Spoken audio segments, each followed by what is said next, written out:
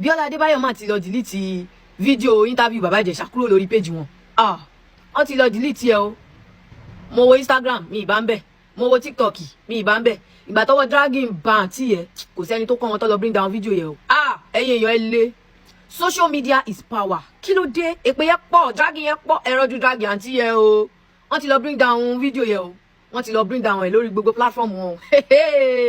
Dragging na water, dragging na your mate. But then again, wọ́n rántí pé nínú interview yẹn bàbá Ìjẹ̀ṣà sọ statement kan. Ó ní pé gbogbo àwọn tó jáde láti wá testify against òun nígbà tọ́rọ̀ yẹn ṣẹlẹ̀, gbogbo àwọn tó sọ pé ẹ rántí pé gbà tọ́rọ̀ yẹn trend ńgbà yẹn ní year yẹn lọ́hùn. Àwọn èèyàn jáde tó sọ pé ó ti ṣe fáwọn rí, ó ṣe fọ́mọ àwọn kan rí, ó ṣe fẹ́ gbọ́n àwọn kan rí, ó ṣe kíní kan rí. Bàbá Ìjẹ̀ṣà sọ níta. Ẹ̀yin èèyàn wa, púpọ̀ lára àwọn nǹkan tí ẹ ò mọ̀ nípa bàbá Ìjẹ̀ṣà ni arábìnrin wa tú síta o. Àwọn àṣírí ìkọ̀kọ̀ tí ẹ ò mọ̀ nípa arákùnrin yìí ni arábìnrin yìí wá tú síta. Ìjẹ́ wọn ò ní padà àrẹ́sìtì bàbá Ìjẹ̀ṣà báyìí. Ẹ jẹ́ ká gbọ́ látẹnu arábìnrin yìí nǹkan tí ó ṣẹlẹ̀ gangan. Ní interview ẹ̀ pé wọ́n sanwó fún àwọn tó wá ń testify against ẹ̀ yìí. But then mo tún rí oríṣiríṣi fresh videos o táwọn èèyàn jáde tó sọ pé bàbá Ìjẹ̀ṣà ní pé he is like that. Táwọn èèyàn sọ pé pedophile ni bóyá máa ń ṣe ni ó máa ń ṣe kinní. Mo rí fídíò ọkọ àwọn single mother náà o tí bàbá yẹn jáde tó sọ pé bàbá Ìjẹ̀ṣà mọ̀ òun ní pé in fact gan ní pé gbà tí bàbá Ìjẹ̀ṣà ń gbé ní Ọ̀rẹ́gun ní Ìkẹjà ó ní òun máa ń gbọ́mọ fún bàbá Ìjẹ̀ṣà dáadáa. Ó tún ròyìn pé bàbá Ìjẹ̀ṣà máa ń gbé àwọn ọmọ kéékèèké wá sí hotel. Ó sọ to this extent that pé bàbá Ìjẹ̀ṣà ibi tó ń wọ̀ sí fún bàbá Ìjẹ̀ṣà dé bàbá Ìjẹ̀ṣà tún kó infection níbi tó jẹ́ kínní dé wọ́n kó infection.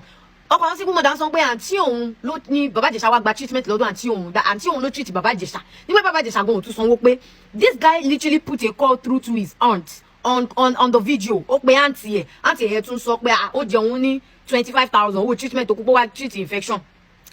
Ọkọ àwọn single mother testify o ó ní bàbá Ìjẹ̀ṣà jáde wá já ọ̀rọ̀ òun ó ní ojú mi lélẹ̀ wò mí dáadáa amọ̀ra wa dáadáa èmi ó pọ̀ òun máa ń gbọ́mọ fún bàbá Ìjẹ̀ṣà. Mo rí another video kan báyìí náà bí tí wọ́n wà kan ti jáde tí wọ́n máa ti sọ pé bàbá Ìjẹ̀ṣà ń ṣe ní pé ó wá gbà tó wá bóun ní bóyá UK àbí kinní kan bàbá Ìjẹ̀ṣà ó fẹ́ grape òun mọ́nú ilé ó assault òun nípa òun gbá etí ẹ̀ ni òun lè bọ́ta kinní kan.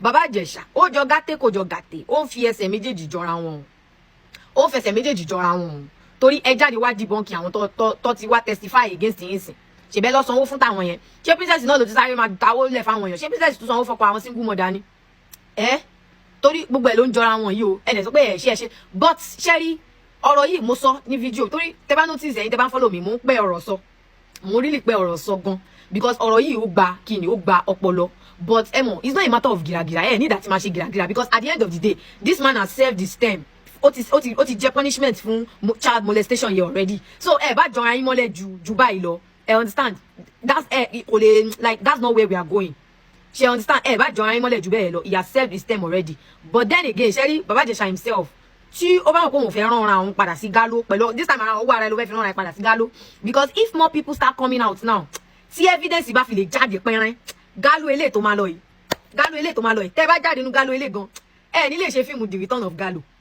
ṣèbí lè tẹ̀ sọ pé ẹ fẹ́ ṣe fíìmù ní lè ṣe fíìmù The Return of Galo torí 30 years gan ẹ̀ tí bọ̀nú ẹ̀ but then again ọ̀rọ̀ tí mo fẹ́ sọ bàbá Ìjẹ̀ṣà never said that òun ò molest ọmọ yẹn because clearly fídíò tàbí ò kì í ṣe AI now for crying out loud ìbárí fídíò kò lóun ò fọwọ́ kan ọmọ kò lóun ò molest ọmọ yẹn nǹkan tí bàbá Ìjẹ̀ṣà sọ ni pé nǹkan méjì ni bàbá Ìjẹ̀ṣà sọ ẹ jẹ́ kí n he said that he is not a rapist pé òun ò grape ọmọ as against the allegation that òun defile ọmọ yẹn when that child was 7 years old pẹ̀lú key or something bàbá Ìjẹ̀ṣà sọ pé òun ò grape ọmọ yẹn in fact lára àwọn ẹ̀sùn tó fi kàn which includes grape ó sọ pé wọ́n yọ grape kúrò ńbẹ̀ pé grape ò sí lára àwọn charges tó fi convict òun and clearly tó bá yẹ pé grape wà lára ẹ̀ kò tí lè jáde by now because eye ọdún grape ó máa pọ̀ ju yìí tó 7 lọ mi rò pé máa yìí gan lójú 4 years lọ lẹ́wọ̀n so grape ò sí lára ẹ̀ child molestation assault ó fọwọ́ kan mọ́ òun gangan ni wọ́n rán lọ fún and this man is not denying that fact nígbà tá ayé ò fẹ́ ṣe bàbá Ìjẹ̀ṣà ṣáyé fẹ́ ṣe ni tó máa sọ pé òun fọwọ́ kan mọ́ yẹn ní fídíò tẹ pé mo sì wò lánàá mo èwo gan inú bí mi fídíò tó sì wà online kò lè lóun fọwọ́ kan mọ́ because he clearly did. Second thing tí màá yín sọ̀rọ̀ lórí ẹ̀ tí mo fẹ́ advise àwọn Nigerians ẹ má jẹ́ kí emotions kó rúbọ wá lójú because kéèsì fẹ́ jáde nínú kéèsì yìí but gbogbo yín ẹ̀ ń fi emotions ẹ̀ fi ń paná ẹ̀ which is understandable because video yẹn náà wà disturbing tó yẹ pé especially for people tó yẹ pé anything that has to do with a minor child molestation assault all those things tó bá ń wo etí bí ó máa jáde ni because it's crazy I saw the video again, yesterday again. Mo ti wò lánàá and mo fẹ́ lè yàwé. Ṣé bó ṣe sọ kí ọwọ́ ọmọ yẹn la fẹ́ sọ ni. I understand. But then this man, ama pé the whole thing was a setup. Fine, tó bá set here up. Kò yẹ kí ìwọ náà fall, tó bá jẹ́ pé wà responsible. Tó bá te set up because he was saying owó náà ló fẹjú mọ́ òkìní kan. Tí ó bá ṣojú kòkòrò or whatever tó ló fẹjú mọ́ ẹ.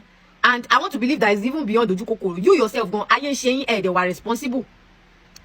Tí ó bá dẹ̀ jẹ́ pé gan ní iota of that nǹkan tó ń fi stuff is fẹ́ sùnkún yín tẹ́ ẹ bá ní iota ẹ̀ lára ní ẹ máa sọ pé lè ṣe movie báyìí. Ṣé bẹ́ẹ̀ làwọn obìnrin míì tó wà married tó kì í ṣe any movie tó ní ṣe pẹ̀lú kissing.